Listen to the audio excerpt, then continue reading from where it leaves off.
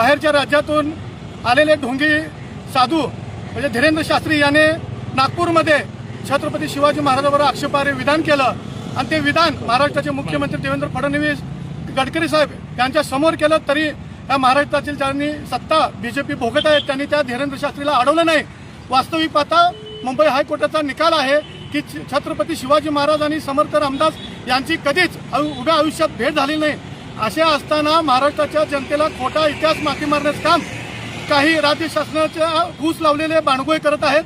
त्याचा आम्ही संभाजी ब्रिगेडच्या वतीनं आज या ठिकाणी धीरेंद्र शास्त्री याच्या प्रतिमेला शेणाचा अभिषेक घालून त्याचा निषेध केलेला आहे। भविष्यामध्ये असे बाणगोळे जर महाराष्ट्रात येऊन महाराष्ट्राची शांतता भंग करत असतील, आमच्या महापुरुषांचा अवमान करत असतील, त्यांना संभाजी ब्रिगेड भविष्यात तोंडावर शेण फेकून त्यांना वेळीच धडा शिकवला जाईल असं मी या संभाजी ब्रिगेड वतीनं जाहीर करतो। मीनल दास, संभाजी ब्रिगेड जिल्हाध्यक्ष। नुकत्याच झालेल्या नागपूरच्या स्टेजवरती मुख्यमंत्री देवेंद्र फडणवीस, नितीन गडकरी साहेब यांच्यासमोर जो भोंदू बागेश्वर जो आहे त्यांनी छत्रपती शिवरायांबद्दलचे बेताल वक्तव्य केलेलं आहे की शिवराय हे थकलेले होते आणि त्यांनी रामदास समर्थांना सांगितले की हा राजपाट सांभाळा। तर मला ह्या भोंदूला ह्या माध्यमातून सांगायचं आहे की गोरगरीब जनतेला चमत्कारांच्या जाळ्यात अडकवून स्वतःची लोकप्रियता वाढवणारा हा नालायक माणूस, त्याला अखंड हिंदुस्थानचे दैवत श्री छत्रपती शिवराय महाराजांचा इतिहास हा कदाचित माहिती नसेल। तलवारीच्या धारेवरती आणि गनिमी कावा रचून ज्यांनी संपूर्ण स्वराज्य निर्माण केलं, स्वराज्याचं रक्षण केलं, अशा छत्रपती शिवरायांचा अपमान होत असताना त्या स्टेजवर महाराष्ट्राचे प्रथम नागरिक म्हणून देवेंद्र फडणवीस साहेब, गडकरी साहेब हे उपस्थित होते, परंतु त्यांनी हा अपमान खपवून घेतला।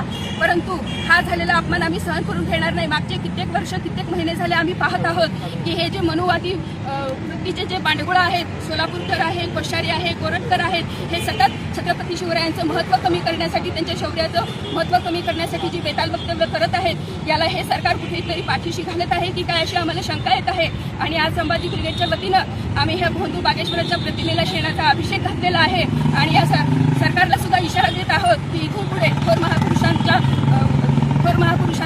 कार्यावर, कर्तृत्वावर जे कोणी बेताल वक्तव्य करतील त्यांच्यावरती देशद्रोहाचा गुन्हा दाखल करण्यात यावा। अन्यथा अशा भोंदूंना ह्या महाराष्ट्रामध्ये संभाजी ब्रिगेड जिथे दिसेल तिथे तोंडाला शेण लावल्याशिवाय गप्प बसणार नाही, हा इशारा ह्या ठिकाणी आज आम्ही देत आहोत।